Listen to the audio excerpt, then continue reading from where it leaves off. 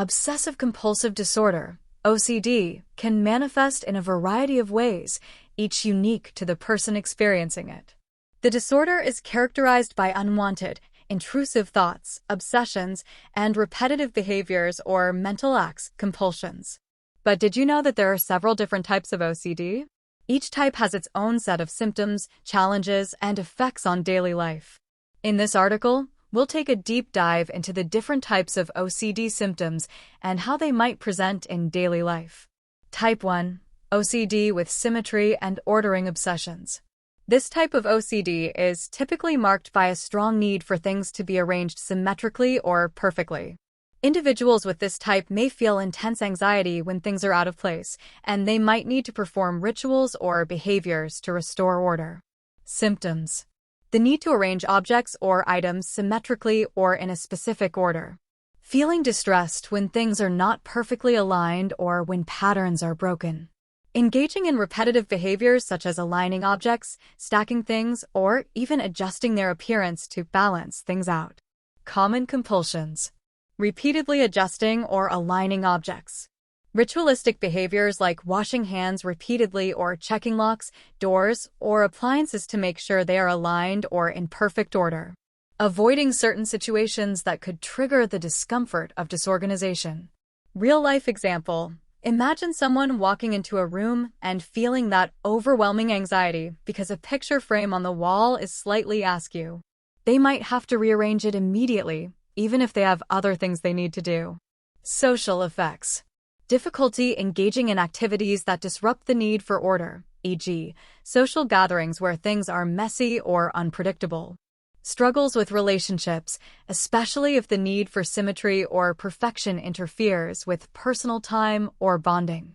Feelings of embarrassment or frustration when they can't achieve the desired symmetry. Have you ever felt like you couldn't relax until everything around you was perfectly in place? Stick with us as we'll explore other types of OCD that might be affecting you in ways you haven't considered yet. Type 2. OCD with contamination fears. Another common form of OCD is contamination OCD, where individuals are excessively worried about dirt, germs, or environmental toxins. The fear of contamination can extend to people, objects, and even thoughts, leading to compulsive washing or cleaning rituals. Symptoms: intense fear of contamination by dirt, germs, or even other people. Fear of contracting diseases from touching objects, shaking hands, or coming into contact with certain environments. Overwhelming need to avoid certain places or situations that are perceived as unclean. Common compulsions: excessive washing of hands, body, or clothes. Avoidance of public places, people, or objects perceived to be dirty. Cleaning rituals, such as using antibacterial products in excess. Real-life example: imagine someone avoiding public restrooms altogether, even though they know they need to use them.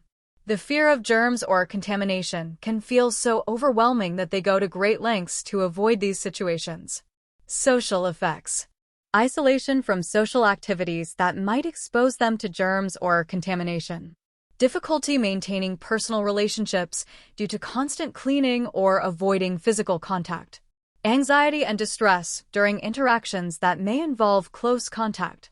Do you find yourself washing your hands more than usual or avoiding public spaces because you're afraid of germs? Stick around as we move on to other OCD types and see if any of them resonate with you. Type 3. OCD with harm obsessions.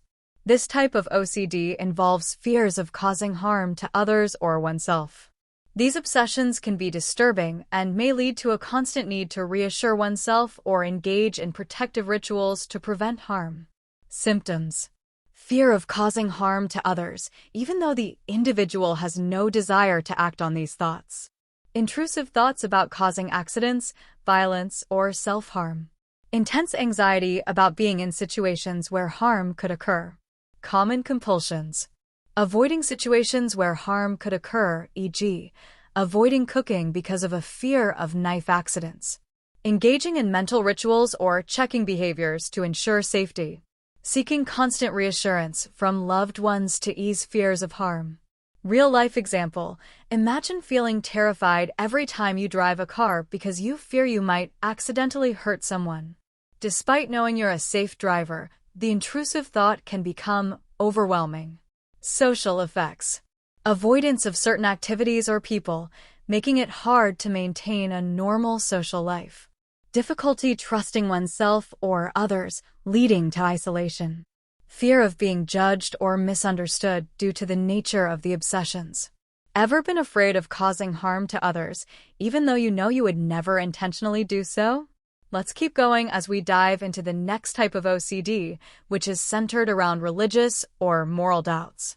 Type 4. OCD with religious or moral obsessions.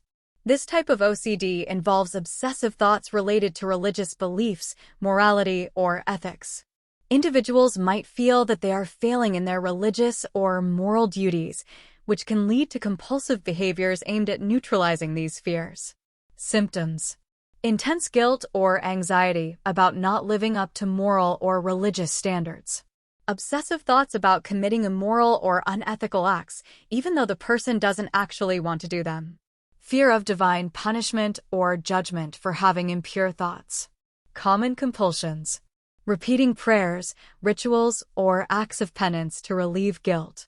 Seeking reassurance from religious authorities or loved ones. Avoiding situations or media that might trigger immoral thoughts or feelings. Real-life example. Think of someone who feels overwhelming guilt after an innocuous thought crosses their mind, such as doubting their religious beliefs. This can lead them to overcompensate by praying excessively or engaging in religious rituals to clear their mind. Social effects. Isolation from others due to fear of not measuring up to moral or religious standards. Difficulty maintaining personal relationships due to excessive guilt or self-criticism. Anxiety about being judged or rejected by others, especially in social or religious contexts. Have you ever felt overwhelming guilt over thoughts that you know aren't truly representative of your values? Stick with us as we explore more OCD types and how they affect daily life. Type 5. OCD with intrusive sexual thoughts. Perhaps one of the most misunderstood types of OCD is when a person experiences unwanted, intrusive sexual thoughts. These thoughts may be disturbing and completely contrary to the person's true values and desires. Symptoms. Intrusive, disturbing sexual thoughts that conflict with personal values or morals. Fear that these thoughts may indicate a hidden desire to act in ways that are not in line with the person's true identity. Deep shame and distress when these thoughts occur. Common compulsions. Avoiding situations or places that could trigger sexual thoughts. Seeking reassurance from others that these thoughts are not a reflection of one's true desires. Engaging in mental rituals to rid oneself of the thoughts.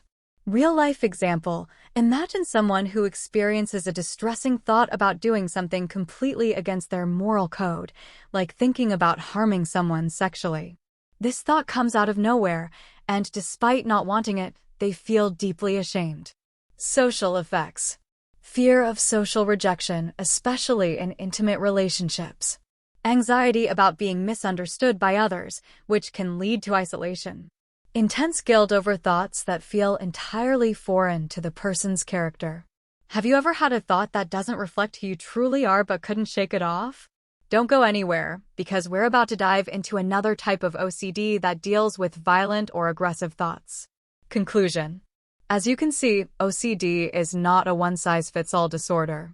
Each type comes with its own challenges, and each person who experiences it needs a different approach to support and healing. If you recognize any of these symptoms in yourself or someone you know, remember, you're not alone. Many people experience similar struggles, and help is available.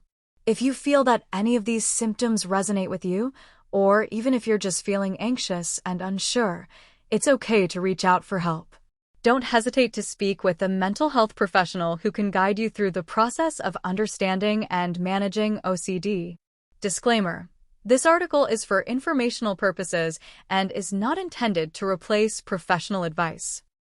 If you think you may be experiencing OCD or any other mental health concerns, we highly recommend seeking consultation with a licensed psychologist or psychiatrist who can provide the appropriate care and support. Remember, you deserve to get the best care possible for yourself.